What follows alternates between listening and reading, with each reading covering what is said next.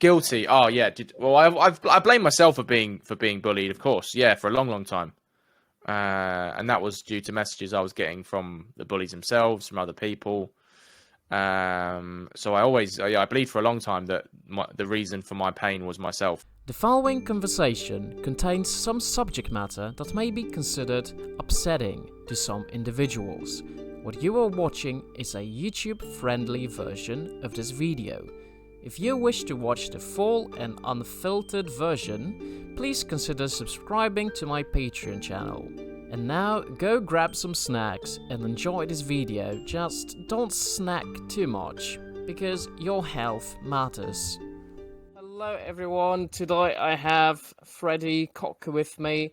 Freddie is a host of a podcast called Vent, dealing mostly with the topic of mental health, specifically mental health of men and boys. And I was a guest on his podcast. When was that? Oh, Back a while in ago September. now, bro. Yeah, a while ago. It's been a while. And we've known each other for quite some time now. I think you've sent me your first message, when was that, back in last summer, something like that. Yeah, it's crazy how time flies. No, mate. Yeah, it's mad. Yeah. But good to be here. It's good to have you. It's good to have you here, and we're going to be talking about pretty difficult subjects relating to mental health and the depression and bullying and suicide. So, if at any point of this discussion you feel like there's something you do not want to share, just go ahead, and you don't have to say it if you don't want to. I'm a pretty open book, mate, but I'll let you know. Yeah, okay, good to know. But it's just to let you know that you do not have to share unless you want to. All good. I appreciate that. Good. So, Freddie, usually at the start of my videos, I let the person talk before and share their own story before we get into a conversation and discussion. So, if you can tell the audience a little bit about your podcast, as well as what was the reason why you decided to start this podcast, and how was your own journey with mental health? Basically, I think that's the question you usually ask at all your podcast. So I'll just let you talk now and rumble as much as you want, channel your inner Richie, and I'll shut up. I'll try not to, mate.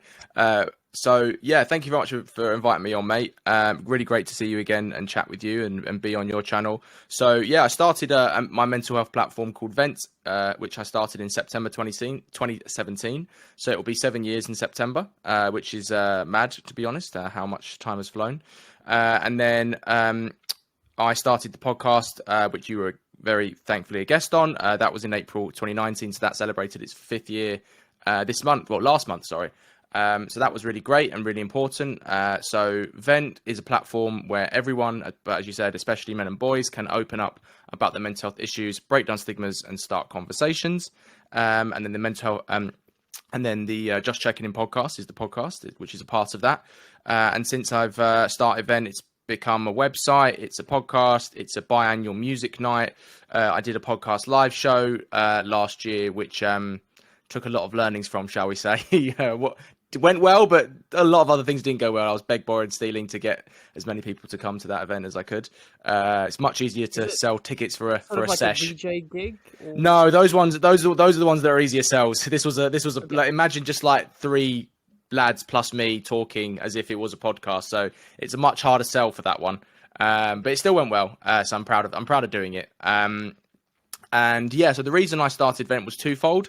The first one was my own lived experience of mental health difficulties. So I've been diagnosed with anxiety and PTSD, and I went through 9 years of bullying in school. So that took the form of social abuse, physical abuse. When I was about 8 or 9, one incident of sexual assault or sexual abuse, and then 2 incidents of cyberbullying. One was inside school, between my peer group, and then one was outside of school at an after-school drama club or group or theatre group. And then in between that was one. There was quite a lot of near misses, I call them, where I came very close, but made plans, stuff like that, practice doing it. About 15 years of self-harm. So overeating, nail biting quite horrifically. And then in university, the self-harm was, again, overeating, sort of substance abuse, stuff like that.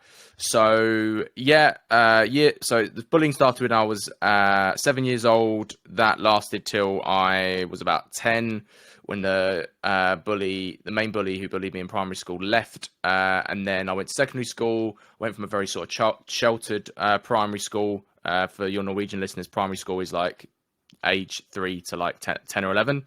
And then secondary school, which is age 11 to 16. So went to secondary school, kind of thought I was going for a fresh start, and then got bullied pretty horrifically there. First of all, by 3 guys in my sort of form class, tutor class, however you want to call it. And then year 9 to year 11, so that was 13 to 16, was my social group, or people I thought were my friends. So and then left that. I'm trying to cut a long story short here. So left that school. Went to a really great sixth form college, so that's ages 16 to 18, sort of had a genuine fresh start there, went to university, went from being like the most hated person in my secondary school when I was like 11 to 16 to being one of the most popular. Didn't really know how to handle it, loads of scars from bullying, I was still sort of processing, and basically all the emotional suppression I had done as a survival mechanism in secondary school, and to a lesser extent primary school, all sort of came to the fore because I was finally in a safe space where I could be myself and be loved for it. And that obviously resulted in a lot of the going off the rails in university. I still absolutely loved university. It was the best time of my life, but obviously had a lot of difficulties there. Sort of culminated in my final year, where I was feeling very suicidal. I had thought about on one day, and the day after that I had like an episode of like psychosis in a university seminar, where I saw a picture on the wall, and there was voices on the wall telling me to. It was very, very dark. And then I had previously gone to the university medical center to say like I needed to see someone, but I was too stigmatized and too ashamed or embarrassed to say like I was suicidal and how I really felt. They said, can you come back in like 8 months when we got an appointment?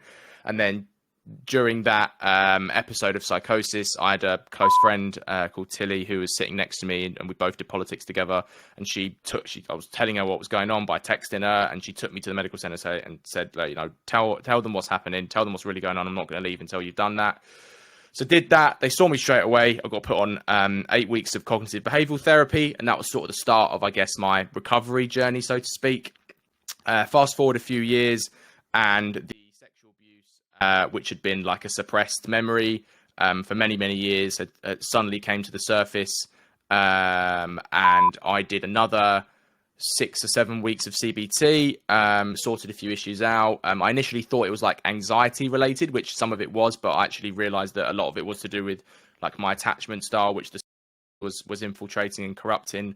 And then fast forward again to kind of like COVID time, I did 2 further rounds of a therapy called eye movement desensitization and reprocessing therapy, which for the listeners who don't know, involves a lot of taps, blinks, eye movement, which you basically go through traumatic memories in your life, relive them, and your brain like heals itself. That's kind of the short version. And then I did another round of CBT to sort some stuff out, largely to do with, ironically, talking about vent and dating and stuff like that, and disclosure filters, and some other issues to do with my family, which I resolved and reconciled. And then I'm now in a support group for male survivors, because I had a bit of a breakdown last year where I thought I was kind of, recovered. Always seems to bite you in the arse when you think you're fully recovered. And I realized that I needed an avenue and an outlet to speak to other guys who'd gone through it, because I felt like I couldn't really speak to anyone else. To be honest, it's quite a dark subject. It's quite heavy. I didn't really want to put that pressure or, I guess, burden on anyone, ironically, where I went from thinking I was a burden at the start to then now it's some sort of weird restigmatization process, unfortunately. But that's going well. I'm in a kind of decent position at the moment, and I'm also trying to get a assessment for autism, because I feel like I've had a lot of autism symptoms throughout my life and in childhood. Excuse me. And I think that I am 90% sure I have it, but I don't want to say I fully have it until I have the confirmed assessment. I have been diagnosed by my GP, but I wanted a bit more official confirmation than that. So yeah, that is it in a nutshell. And then you can ask me whatever you want from there. Well, thank you so much for sharing, Freddie. There's quite many elements of your story to dissect, really. So I think maybe we should start from bullying. I think bullying is a good place to start. I mean, not literally, of course. It's never a good place to start, but you know, it's been almost a year, or actually, yeah, it's been yeah. Because it's in May when I posted my first video describing my journey with transition and detransition in detail, and a huge portion of that video focused on bullying, and that's why I think it's quite important to go back to that subject for me almost a year later. And personally, I've experienced bullying for 6 years. 3 of those was intense bullying, and the first 3 years were like mild to moderate bullying. But I can't imagine going through that for 9 years straight. I mean, that leaves a scar, right? Would you say that all of those 9 years were equally as intense and or horrible? Or would you say that there was a peak of bullying that you experienced? It's a good question, man. Yeah, and Sorry, go on. second question to that also, what do you think was the worst? Was it middle school, high school, or primary school? It's two very good questions. So maybe I'll answer the first one first. Sure. So I think it was probably kind of peaks and troughs. So, and it's hard to remember, to be honest, some parts of it, because it's so long ago, and I think some parts of my brain have locked up maybe certain elements to stop me remembering them for my own protection even now.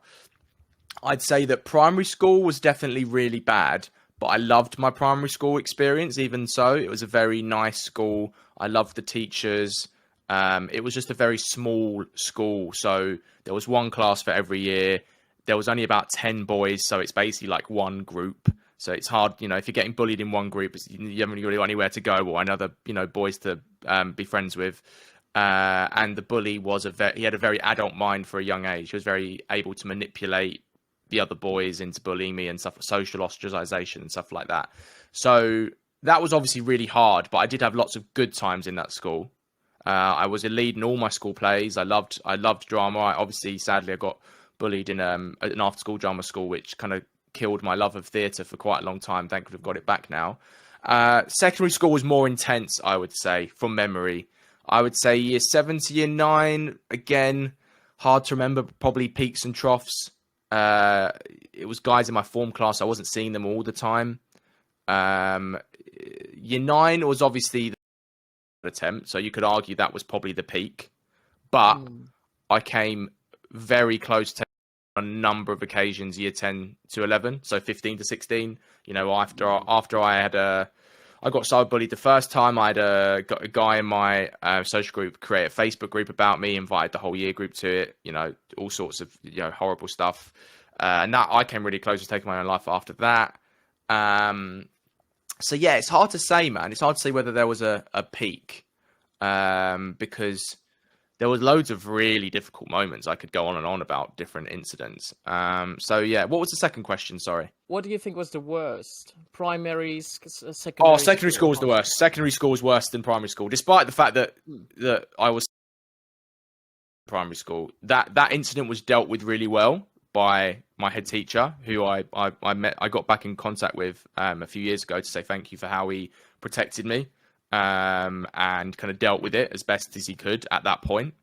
So I would definitely say secondary school, because Secondary school was very, very rough. It was a very rough school. It was probably one of the roughest in the borough, maybe even in London at that point. And it was very intense. Like, it felt like a prison sort of environment.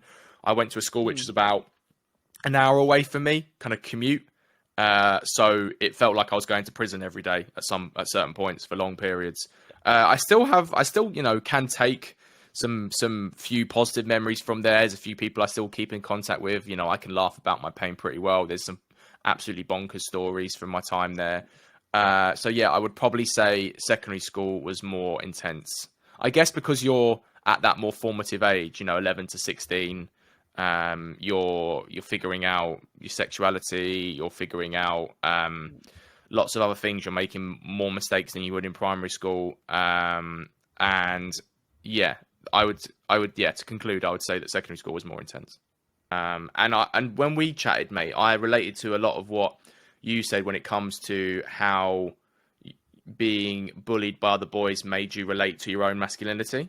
And I think for a long time, I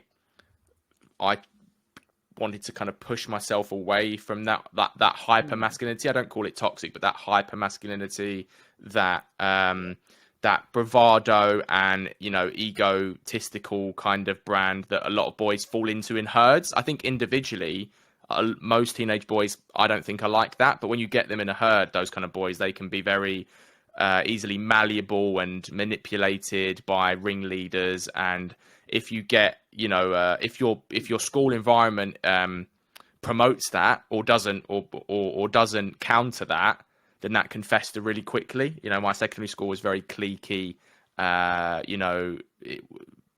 There was a lot of stuff I probably can't say, but it was not conducive to a boy like me and probably like yourself, who was quite sensitive, had some autistic traits. I was never a bad kid, but sometimes I would be maybe a bit hyperactive, and some teachers would view it as like disruption. But I was top set in practically all my classes. I got 5 A's, which I'm pretty proud of because of what I went through. So I relate to a lot of what you felt as well, mate. And if you're obviously slightly older than me. I think you're 32, right? 1 year, I think. I'm 31. 1 year, so you're 31. Okay, so I turned 30 last month, and I think our environments have probably a lot of similarities in where we grew up. Yes, even though they were different countries, but I think there definitely is some similarity between Poland and England when it comes to this. I call it macho mentality. Yeah, it's fake macho, really. It's sort of a laddish culture, really. Yeah, it's macho culture, and obviously our journeys through life were very different. We were both affected by bullying in a very, very different way. But I don't think that takes anything away from the credibility of any of our own experience. But no, not at all. Mine and your case, even though they are obviously quite different. But would you say you were bullied mostly by other boys, or were girls involved in that bullying as well? The boys were obviously the more persistent ones, but I don't know whether I'd call. I mean, my bar for bullying is so high, if that makes sense. Like, I probably had girls who told me no one likes you in school and everyone hates you. But would I class that as bullying because it was one-offs or once every now and then? I wouldn't class them as like my bullies, but I definitely got abuse like that. I definitely got similar things to what you did, where I would be like, that literal kind of conversation, except for the homophobic abuse. I would get that sort of stuff where girls would talk openly about who they fancied, who they liked, and they deliberately chuck your name in, then dismiss it like do you know what I mean? Stuff like that, which is obviously really horrible. But yeah, largely, predominantly boys, I would say. I wouldn't say there were any girls who bullied me, to be honest. So yeah, I guess that's my answer. But that's not to say that there weren't girls who were ridiculously mean to me and cruel. I mean, like I told this story. I think I might have written about it in an article. But when I left school, this is like quite a few years later, I had two examples where I bumped into girls that I went to school with, and but on both occasions, both of them said to people that they were with whilst they were speaking to me, like casually, everyone hated Freddie in school. And now I'm like 20, I was like 23, 24, maybe at the time, 25. And one of them, I like really lost my shit a bit. I didn't go like angry, but I just said you were a bitch in school and da da da da. And I was quite calm about it actually. And then the other one, I just didn't feel like it was worth me bothering talking to her after that, because I was at a gig and I was with friends, and I just said see you later. I didn't actually want to speak to her, but she like got my attention, and then I had to do the inevitable, like, hi, how you doing, it's been a long time, blah blah blah. So yeah, you can there were still girls who were horrible. I wouldn't say they specifically targeted me in a bullying way to the extent that other boys did. So I'm pretty proud of how much healing I've done, because if you had met me even 5 years ago, I'd be probably a very different person psychologically to what I am now. I mean, I'm still the same person, but you know, you have to come out of that victim mentality, and it takes a long time. And it took me until I was 27 to come out of it properly. And then once I did, it feels like you can see the world in full vision. 2020. Yeah. I mean, same here, Mike. Like, just a couple of years ago, I was in a completely different place when it comes to that. It's amazing how much healing can change a person, right? But you've mentioned extroversion, and you know, a lot of the time, I think that what we are considering as introverted is actually social anxiety. Like, Okay. that can have this sort of effect on you where you want to, well, if social interactions have like negative connotation for you, you start associating it with being put down, being bullied. Of course, you want to avoid it, right? And I'm thinking, well, when you look at very extroverted people, they always get like this positive feedback from those interactions, right? And if you get that, it makes sense that you would become extroverted in a way. Like, I don't think in many cases introversion or extroversion is a trait you are being born with. Like, I don't think it's set in stone. I think it's part of your development in a way. I kind of hear that, but even when I was bullied, I was still pretty extroverted. So I don't think that was Okay. changing me anytime soon. I mean, it maybe changed me temporarily, but it didn't change my inner character. Like, I didn't become an introvert permanently because of it. Maybe temporarily, because I would sit still in class and be silent for weeks on end because I thought that it would make people like me. But it was only really a temporary attempted fix, and it was the wrong thing. Okay. Huh. It's kind of makes sense, because I think it was also a temporary thing for me, but that temporary introversion lasted several years in my case. Yeah. It can be permanent for some Maybe people. even, It can really be permanent. yeah. I think it lasted like 10 years in my case. And I'm thinking, you know, if you have someone who always gets positive feedback from their parents, from schools, from teacher, if they are being liked by their peers, if they are getting a lot of attention from the opposite sex when they're teenagers, I mean, it's very easy for them to develop confidence, right? And I think confidence and extroversion are those two terms that we very often like overlap with each other. Yes, yeah. Like, People think extroverts are confident, and that's not always the case. No, exactly. I mean, like, confidence and charisma are like those two things we often associate with extroversion, but those are actually things you develop throughout your development. Develop confidence for sure. I was probably seen as quite a confident person when I was first going into the workplace. I think people remarked on it quite a lot, but I never saw that as like, I was never trying to do that. I was never making a conscious effort. I was just quite a naturally friendly, sort of chatty, approachable person. Like, inwardly, I would not say I was, you know, confident in a lot of things, but I've built that. And some people are threatened by that level of extroversion. You know, a lot of the world right now is like, oh, we must make space for the introvert and all that sort of stuff, right? And I'm just thinking, like, when I hear that, I think about my own experiences, and I think, well, actually, the highly extroverted people are sometimes in a similar boat where you are punished for your extroversion, which I don't like. And I've certainly had examples of that. And it's that, I think I saw a classic, I don't know if it was a meme or a post, and it said like,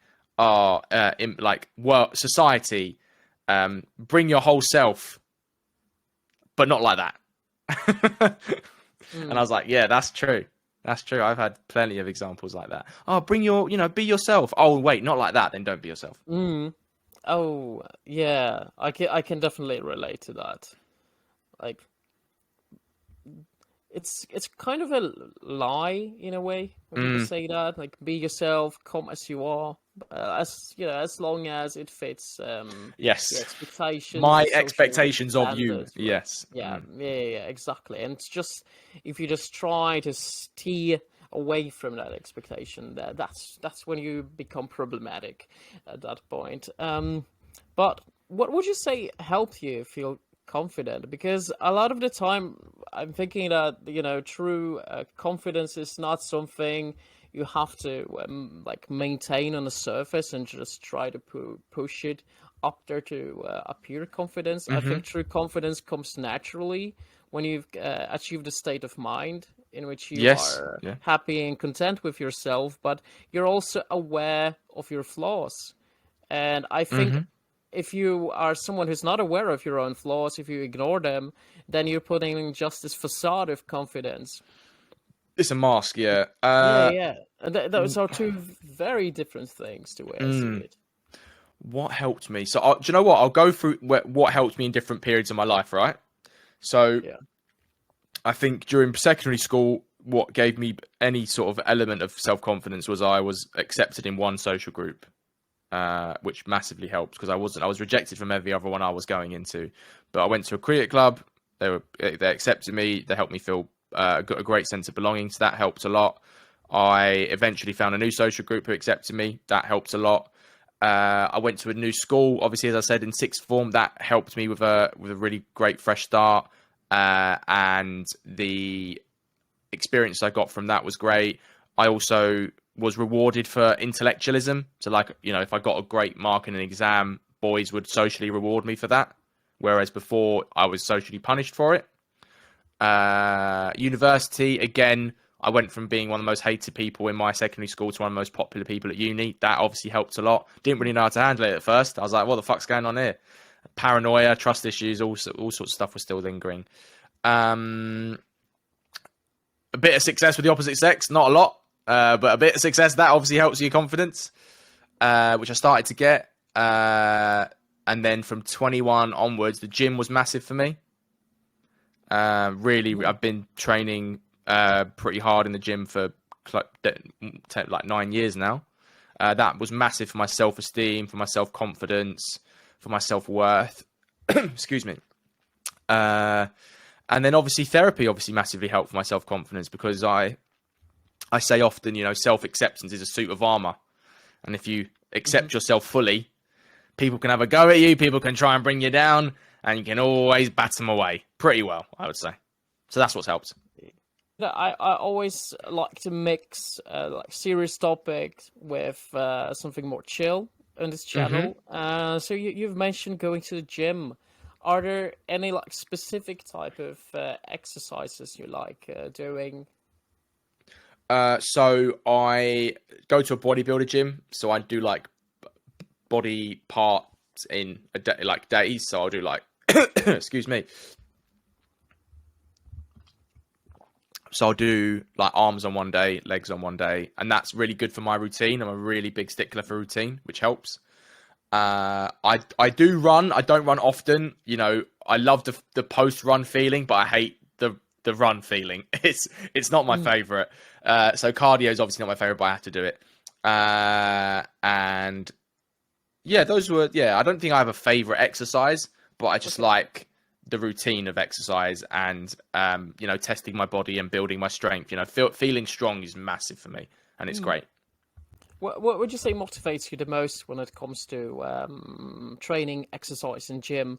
Is it the fact that you are enjoying it, doing it by yourself? Is it a hobby of sort, or are you more like goal motivated? Like, do you want to achieve, feel like look or health benefits, or Probably a bit of both, mate. I'd be lying if I said I didn't train for aesthetics. That's obviously good. I would say health obviously is good, and you know, mixing it with good diet. I've had to make a lot of good changes to my diet, which has helped.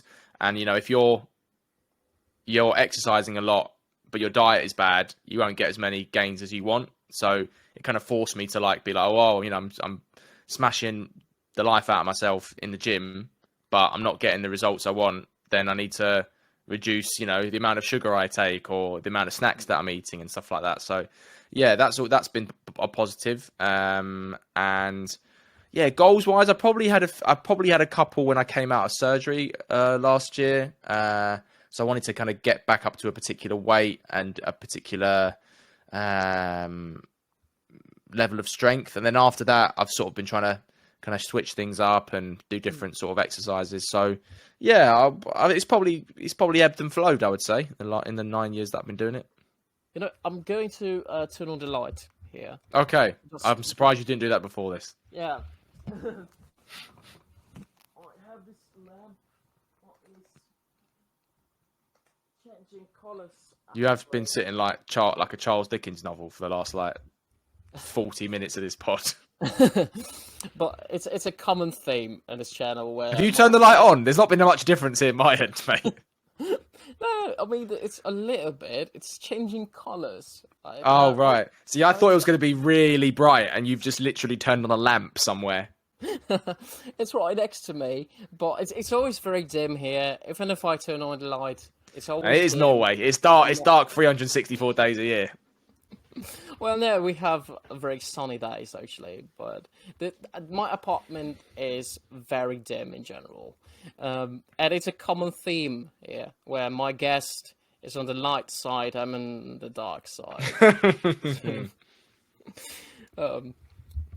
But anyway, how would you say bullying affected you back then when it was happening? When it comes to your mental health, your social life, and how you were doing at school? Mental health, obviously bad. I felt for quite a long time during that period. Social life, yes, I've still got a couple of best mates in primary school. Secondary school, social life wise, I mean, I thought I had friends, but they obviously weren't. They were bullying me. So it's hard to kind of say how it affected me at the time, because that was what my idea of a friendship group was. So, and I also thought, well, I'm not going to go into any other group here. So these are kind of the only people that I've got. School wise, it's hard to tell with school, to be honest, because I got like part of the reason why I studied so hard at GCSEs, which is, for the Norwegian listeners, is what you do, or what you do before you go to college, was getting out of school. Like, that was my motivation. Like, get out, get the grades to get out, and leave. So, could I have done better if I was in a positive environment than 5 A's, 3 B's, and 2 C's? Probably. I could have maybe gotten a couple more A's. But I think I've really maxed out my intellect, or my intellectual capability during that period. Sixth form, I got 2 A's and a B, and I went to university, a very good university. I could have got higher, but that's a different story. And I'm in a very good career, so I think I've made the most of my intellect. I was very strong in English, history, RS, that, like, writing subjects I was always very good at.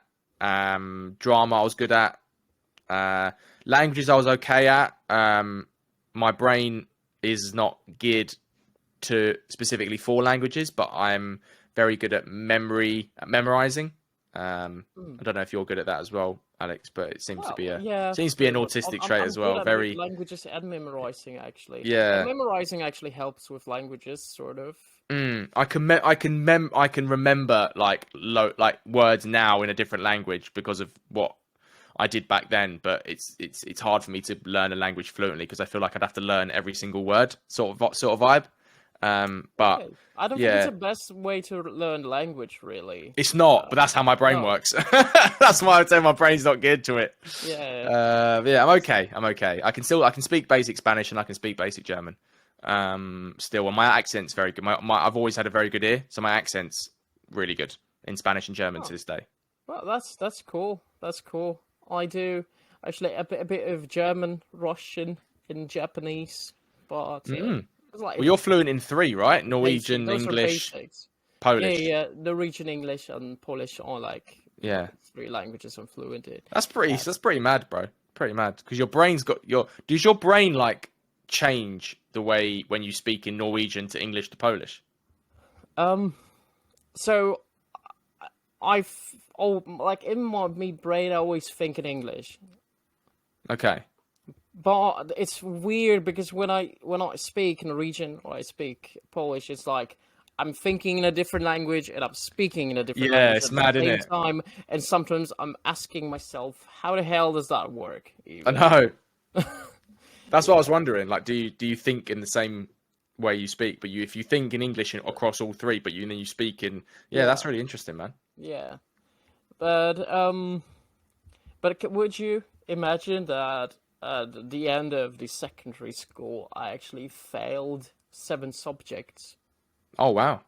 Yeah, mostly because of bullying and my deteriorating Mm. mental health at the time, and that was also the point where I was developing gender dysphoria, which fucked with me as well. Um, so and it's weird when you're like really starting to hate school, because I was always someone who loved learning Same. ever since I was a young kid. Like when I was 3 years old, I wanted to learn to read and write, and I was just super curious about everything, like how many continents out there are there. Curious about like Mm. animals and space and all of that, but I don't know what your experience with school was, but for me at least, school sort of always like I realized very quickly that the school is an institution that kills kids' curiosity and creativity. 'Cause- Uh, Depends what school you go to, bro. yeah, no, I think so. I think so. I mean, and then it also depends on the teacher as well. Yes, yeah, But mine yeah, were mixed. Some yeah. teachers loved me, some teachers tolerated me, some teachers didn't like me and actively joined in when I got bullied in classes. But that's even more fucked up when a teacher can also be a bully, and I think a lot of time when we're Now they talking weren't about bullying, bullies; we're they thinking, just joined in. Do you know, like passive, like sheep? Sheep. yeah, They were sheep, yeah, that's kind of messed up, but that's really. they're cowards, though. Do you know what I mean? So. Yeah. I remember this specific class. I was like maybe 9. I think I was 9 years old, and I raised my hand in class, and I wanted to share stuff about like energy and entropy and stuff like that. Generally, stuff I learned about like astrophysics and things like that.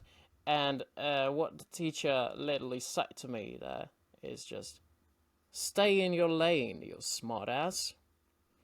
And at that point, it just became really clear thought to me like this is just an institution that kills people's curiosity in a way. And I'm glad I actually recovered from that and continued learning. Mm. But the school ruined that for me. Like it's in so many ways. It's both bullying and then just discouragement to learn anything coming from teachers. It's An irony, yeah. I eh? mean, I always hated school, and I'm glad I never have to attend it again. In a Mm. way. Yeah. Yeah, I mean, I don't miss school at all. Do you ever get those dreams where you're back at school? Yeah, man, that's called PTSD. I have those all the time. I just don't let Yeah, them affect me as much as they used yeah. to. And speaking of PTSD, there are like two types of sort of traumatic dreams I experience, and one of them is like I am back at school, but I'm the same age as I am now, but Yeah, for yeah, some yeah, reason yeah. I have to go back to school. And the second type of traumatic dream is the type of dream where I have to go back to Bangkok to have revision for my surgery. I Oh, need to have another surgery because something went wrong. And you're like walking through this wide hall, and then you have those nurses and the surgeon saying, just lie down. oh God. And it's like the scariest fucking thing Yeah. that's going on in your brain. Yeah, I didn't have the second one, but I did have the first one, and it's interesting because sometimes I'd have dreams where, oh, I call them, they're basically nightmares, where I'd be the same psychological state as I was back then, and then sometimes I'd be the state that I'm in now, but back in my 12-year-old, 15-year-old body. So I'd be able to like fight back. It's very weird. It's very interesting. Yeah, but I used to be. When I was first doing the EMDR, I used to have nightmares 3 times a week, and I'd wake up in cold sweats, going, "Oh my God, I got to go back to school and do my GCSEs again," and because it was so vivid. I mean, they're still quite vivid now, but they're just not as they don't affect me as much. Yeah. Have you ever taken any antipsychotics? No, Okay, because those drugs basically intensify your dreams. I'm not surprised. Your dreams actually feel more realistic when you're on antipsychotics, and it can be a horrible experience, but it can also be a really, really good experience. Actually, Oh, okay, interesting. No, I've never taken any medication for my mental health. I had to take quite a lot of heavy medication when I was 16, 17, because I had very bad acne. So I had to go on something called Roaccutane, which was very heavy. And then I went on Roaccutane again when I was 27, to get rid of it on my back. So I had it on my face. So I took it for about 3 months, and it went off my face. And then I, for some reason, just went off it because they probably thought it was very intense, so you couldn't be on it for a long period of time at that age. Oh. And then I went back on it when I was 27, and I had cystic acne. I had cystic acne all across my shoulders, back, and spine. So I had to get it off there. So I was never keen to take medication for my mental health, and I'm glad I didn't, because SSRIs are only really effective in 1 in 10. If you read Ethan Watters's the Crazy Like Us, Globalization of Western Mind, yes, 1 in 10 it's really beneficial for, and some people can be made to feel worse from SSRIs or even suicidal. So Yeah, and actually, isn't that like one of the side effects of antidepressive medication, like lethargy and suicidal thoughts? numbness of emotions can be. Yeah. It works for some people, and I'll never be like anti-medication, but I am very pro working things out for yourself, and Okay. and a lot of times I think that medication is prescribed at the drop of a hat from GPs and medical professionals who just have someone in the office and they go, "I've got depression." They go, "Here's some pills." I'm not really about that, because maybe they just want to get their queue backlog done.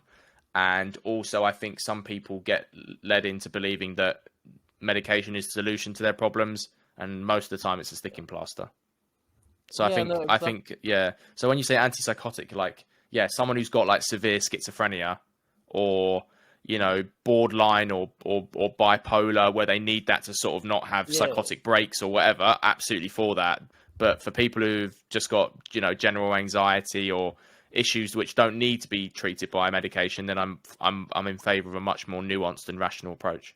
Yeah, I'm with you there 100%. I'm very much pro working on yourself, and I think that, medication is just a temporary solution to cover up the problem rather than solve it. And it's, in a way, it takes less effort for the doctors and therapists as course it well does. to actually cover the problem rather than fix it. So no wonder it's more preferable solution, and it benefits the industry Of as course. well. The more people are buying meds, Yeah. and like the West, like I think we are over medicating here, and especially Mm. like America, I think might be actually Oh, worse. massively in America. Yeah, Yeah, I think massively. that we're not there yet in Europe, but Mm. who knows? We might be at some point, and that wouldn't be a good thing by any means. Yeah, and I just You know, think we've got to be so careful when we're giving, quite strong SSRIs to like teenagers as well. yeah, But like you said, it's a lot less effort to prescribe someone 50 milligrams of X SSRI than get them onto you know 2 years of therapy or yeah, something else, which has got a long waiting list. So it's like, well, what's the easier fix, in their yeah, opinion? yeah. You have more and more teenagers on Xanax, Oh yeah, and and or even kids being medicated for ADHD. But I think it's a solution that is actually more suited towards parents or teachers because they do yeah. not want to deal with that. No, sure, sure. They My rather numb the kid down. yes, yeah. Yeah, and I think I think it's horrible. I think it's abuse. Like, what exactly are we doing to kids? We are over medicating kids. yeah, I'm more new. I think I'm more nuanced on the ADHD side because I think a lot of boys can have been lost in the system with ADHD. They've just been labelled disruptive and troublemakers when they've just got ADHD and it's not been picked up. But I have interviewed guys who got put on medication for like Ritalin, and it really helped them focus.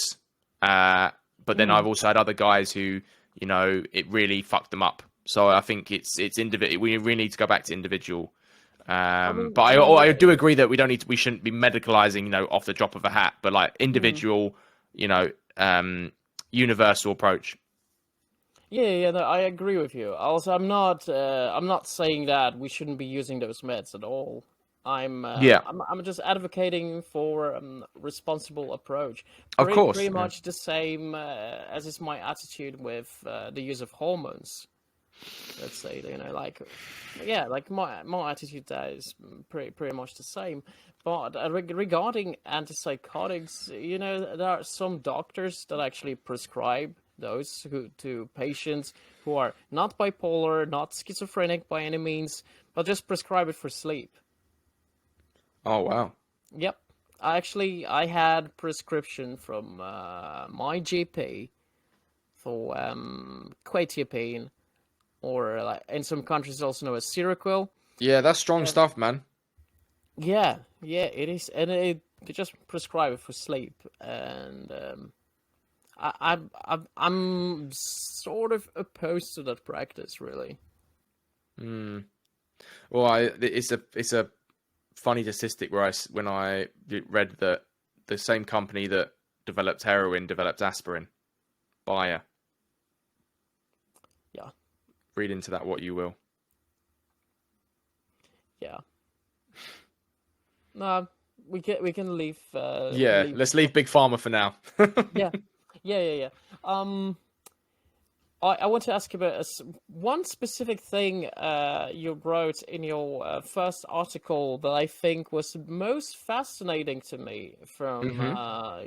a psychological perspective when it comes to human nature, is that when you switch school, you didn't want to talk about the fact that you were bullying because there was like stigma attached to it. So you would be actually the one punished for that rather than someone who was a bully, let's say. And it's Yes, interesting why a young mind sees that as something negative rather than as someone who just had a difficult path. because no boy wants to be seen as a victim, bro. Hmm. And if you're late, and if people know you are bullied or were bullied, they know you're a victim. I always Yeah. like kids can smell a victim, Yeah. like like A weakness. sharks, like sharks smelling blood. And I did everything to not let people find out that happened. To the point where I didn't even say I was bullied until my sixth session of my first counselling period. I couldn't even say it. Hmm. Oh, that one is so relatable. Like, yeah, I didn't really want to talk about it. either. And yeah, it's like you said, and the way I see it, it's like you don't want to be seen as weak. Yeah, yeah, Uh, yeah.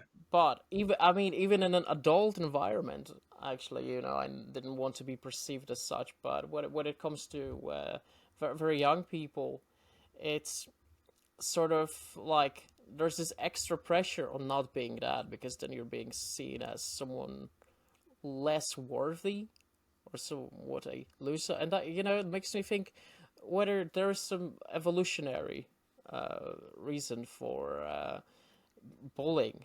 Like I remember for many many years I considered myself like genetically inferior, and I know it's stupid. Like I don't no longer think that way, and it's actually part of that mentality that where you're thinking you're blaming Yeah, yourself for you're that. victim Like this blame. is my Yeah, yeah. fault. I was bullied because I am inferior. I was bullied because I was genetically inferior. Like was thinking, well, in most flocks, animals would leave the weak ones. Like, why would you associate with the weak one when the weak link is weakening the whole group? So I think you're doing too much Evo psych there, bro. I think it's just a case of boys smelling victims, and if one boy starts bullying that person, and that boy is strong enough that the other boys won't stand up to him, they'll just join in. I think it's herd mentality, it's sheep mentality, and wolves rather than you are genetically inferior, bro. yeah, but when it comes to being genetically inferior, that too is a herd mentality, really, because it's like a whole herd reacting to the weakest link, and you do not want to associate with the weak genes. So you would rather dispose of them, and the way kids are channeling that is by bullying the ones who they are perceiving as that. It's not weak Versus genes though, it's weak status. It's status rather than genes. Yeah, but I'm not arguing from a perspective of what I think right now, but how I was justifying to myself Oh, I see. That's how over you the were. years. Sorry. Yeah. No. Think there might have been a misunderstanding there, because I was talking about the way you're making yourself think that this is your own fault, like as we were Yes. talking, Yeah. and this is the way I was making myself feel guilty about my own bullying. This was Right. my reason to think why I deserve this, because I'm genetically inferior. Yeah, you're quite a deep thinker, so I can imagine you doing that at that age. Whereas I But was there's more like, I hate myself. I maybe internalized, maybe. Whereas you maybe externalized the reason, whereas I yeah, internalized. I Yeah. think I think I was trying to intellectualize Yes. Yeah. reasons to hate myself, really. And a lot of the time when we are we are thinking that we are thinking logically and intellectually, there is this emotional element behind it a lot of the time, actually. And you may not always see it because you are blocking it behind that logical reasoning you think you are creating for yourself. But there's just this part behind all that facade, because beneath all that surface, where you're just feeling either not confident, or you're feeling inferior. And that was the case for me. But did you ever feel inferior, or did you feel like you deserved that? I definitely felt inferior to other boys, because I wasn't successful with girls. I wasn't popular. So I definitely felt inferior in that way. What was the second part? Sorry. Um, or did you ever feel guilty? Guilty. Oh yeah. I blame myself for being bullied. Of course. Yeah, for a long time. And that was due to messages I was getting from the bullies themselves, from other people. So I believed for a long time that the reason for my pain was myself. One thing I am doing still, and I have been doing this maybe since I was 3 years old or something like that, is biting the skin off my fingers and my thumb. Do you mean the cuticles, like here? Okay, so I'm biting off the mid Oh, section that's of the painful, thumb, bro. I don't know if I right could do here, that. and around the nails on Yeah. all the other fingers. Okay. And sometimes I bite to the point where my hand is bleeding. Yeah, I've done that. It's bad. But, you know, I never thought of it as a form of Neither did self-harm. I. Neither did I for a long time. Yeah, but I'm still wondering whether I'm actually doing it to self-harm, or is it more of a like an obsessive-compulsive thing? Because Maybe it's both. I'm like that with everything else. Like when I see a person sitting next to me and they've been getting tanned and like their skin is peeling off their shoulder, I just have to peel that skin off the shoulder. I can sit Yeah, next to I a hear you. stranger, and suddenly I'm peeling the skin without I even wouldn't saying do that to hi. people, by the way, bro. I hope you've not done that to No, I have people. done that because I just can't control myself. It's like I see it and I have to peel it, and I'm also peeling the Don't get skin. yourself in prison, bro, because that's a quick, that's a that's a quick charge. Yep. I know that. I'm dangerous to the public safety. The public enemy number one. Oh, you're admitting that to someone who's detransitioned, bro. Don't. They're gonna Serial come for you. They're peeler. gonna quote. They're gonna clip it up. They're gonna clip this up. I'm a serial peeler. Actually. But there's actually a funny story from my childhood because my parents were working at a marketplace, and I was making a lot of noise. I was disturbing their customers, so they locked me in a car of that mate who was working there with them, and I was sitting in his car for maybe like 3 hours, and he had this gearbox there. It was a leather gearbox. And you know, by the time those 3 hours went by, I peeled off all the leather from that gearbox. Maybe it's a stimming thing. Yeah, I think it definitely could be. It could be an autistic thing or something. Sometimes I think that because I Yeah, do it when I I'm remember bored as well. I was so grounded for that. Yeah, no shit. But Fucking I hell. can't control myself. I have to peel something, and I'm also biting like my lips and the inside Yeah, of I do my that a mouth lot. as Yeah, I well. bite my lips a lot. Yeah, to Yeah. the point I'm bleeding, and I'm really wondering whether it's a steaming thing, if it's an obsessive compulsive thing, if I'm actually doing it to harm myself in some way. Um, could be a Yeah, mix we've of got. There's a things. lot of It's similarities with us there. I think yeah. the nail biting for me was definitely a stim, but it got a horrific stim, and it was self Mm. harm. It really was. But the other things are definitely stims that I do without thinking. Sometimes I'm conscious I'm doing them. Like if I'm sitting on a meeting, I'll twiddle my pen between my fingers. That's probably a stim. I just Yeah. think I need to always be doing something. Like I can't be bored Mm. or just like yeah. It's an interesting one. I Yeah, never really you thought know, about it too I'm much I'm until you asked me. I'm always steaming in some way, and I'm also steaming with my hair a lot of the time, actually. Yeah, you flick your hair a lot, like don't you? You flick your hair like that. Yeah, and it's also a steaming thing, but Mm. but you know, I think it's sort of a puzzle, really. It's a psychological puzzle to figure out whether you're biting your nails, with the main goal actually being for you to hurt yourself, or is the fact that you're hurting yourself in the process just a byproduct of something completely different, like steaming? Maybe. Yeah, I I think that it's hard to figure it out. I think I might talk to my therapist about it next time. Yeah, I had a Actually, couple I'm tools that I used to curious try about and that. stop myself Yeah. where I do this. And what if Mm. you can't if the listeners are listening and they're not watching, I'm tapping my face with two fingers. That sometimes does work. Sometimes if I just hold my hand I hold my hand with my other hand, that sometimes works. And just being and the other one is just mainly just keeping active. Don't sit still and do nothing for ages because then I'll just naturally Mm. start doing whatever. Yeah. But funny thing is, yeah, you're right about it. Like, usually I don't do that if I exercise, if I'm walking. I don't do that when I'm writing, as in typing with my fingers on the keyboard of my laptop. And I'm not doing this when I'm gaming either. No. But I tend to do that quite a lot when I'm watching something or reading.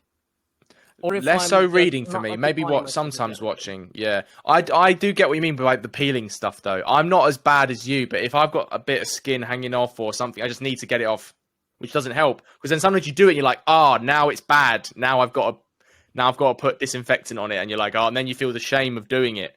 But your motivation is, that just needs to come off. I was a big fan of Bully back in the day. Do you remember Bully? Oh, the game. Yeah, well, it's called Carnage Carnum Edit in the UK, but it was called Bully in the US. Yeah. That's one of my all-time favorite games, Carnage Carnum Edit. I remember this one very well because I don't know. I think there was something cathartic about it. As someone who, well, at the time when I was playing this game, it was like, it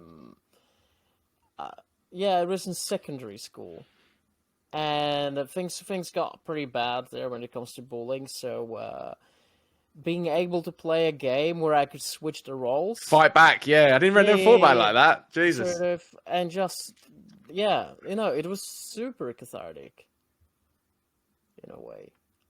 I appreciate that game. Actually, I completely forgot about its existence. Mate, I'm still hoping for the sequel. Right. Rockstar will never do it though. Seen a sequel for that. Mate, there've been fans who've been begging for a sequel for Carnage Carnum Edit for a long time. Yeah. Imagine also as many years have passed in the actual game, so the characters Yeah. old. It's like bullying at workplace, which is also a thing that is happening, and a lot of the time thinking that it's common behavior amongst kids and teenagers to be a bully. But I think if you're into your adulthood and you're still a bully, I think there's an element of like antisocial personality disorder or psychopathy. Dark triad. Yeah. Do you think there's connection between the two, or what? As in the dark triad qualities and being a bully? Yeah. Probably. Yeah. I think that I can't remember what book I read it in, but it was like there's 3 traits that are common determinators if your child is a psychopath, and one of them is arson, if he or she commits arson, or like burns things, not like house down, but like things like smaller things, and abuse of animals. Like killing squirrels or like torturing animals and stuff like that. Yeah, it's another determinant. Yeah. I mean that makes perfect sense, right? But yeah, linked to dark triad. I mean, antisocial personality disorder. What are the other ones like? Histrionic, Machiavellian, narcissism, and sociopathy and psychopathy. So we've been talking for almost 2 hours now, and I want to finish this video with your general conclusion when it comes to therapy. What kind of therapy do you think helped you the most? So for me, EMDR changed my life. I did 2 rounds of it. So eye movement desensitization and reprocessing therapy. That completely changed my life in so many ways. Helped me come out of the victim mentality. The 3 rounds of CBT I did were also great. I had a previous guest called Alex Kashuta who described CBT as stoicism in a can, which has always stuck with me. So it's great for management tools and techniques and daily mental health challenges you might encounter. But for me, the EMDR went to the heart of the trauma and healed it as much as I'd like to hope so. So yeah, the EMDR for me was the most helpful. And I remember when you recommended this to me a couple of months ago, and I've never ever tried it. I'm seeing a therapist at the moment, but it doesn't really feel like therapy. It's more like I'm just talking to someone and they're listening, rather Do you than mean that in a good way or a bad way? That oh, it doesn't feel like therapy? like I don't know. Like I don't hate it, and I I don't hate it by any means, but also I'm not sure if it's actually helping in any way, because I don't think I'm getting anything from it. Like I don't think I'm becoming any more equipped to deal with it any better just because I'm talking Yeah. about it, and all you get in return is sort of like theory. Mm. But yeah, I think psychology is such a tricky Talking for subject. talking's sake is also not helpful, though.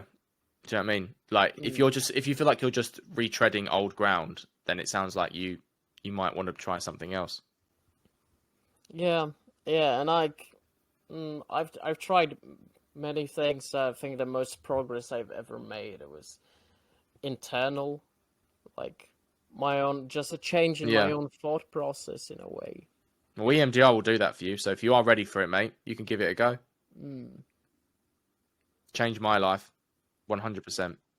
If you've got long-term trauma that you feel like, or I think that someone might be helped by, I always say, just look into it. You don't have to do it, just look into it. Because for me, I could not recommend it more highly enough.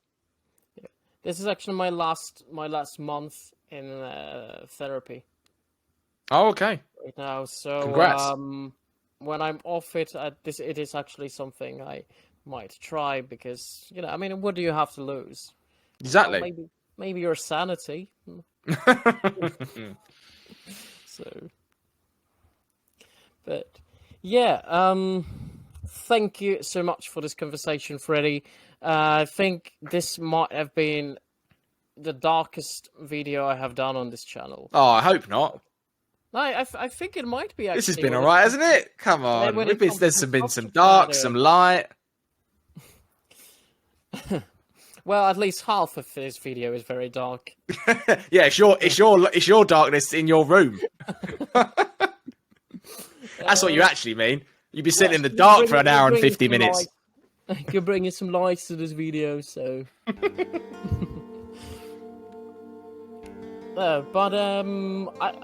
But you know what? Even though it was very dark, I think it was genuine and honest in a way, and I think that's how you've been in this video, and I really, really appreciate that. And just thank you so much for sharing your experience and this conversation. And yeah, I might listen to your recommendation and actually try it out. So. Thank you, bro. Thank you very much for putting so much time to chat to me, and it was a pleasure coming on.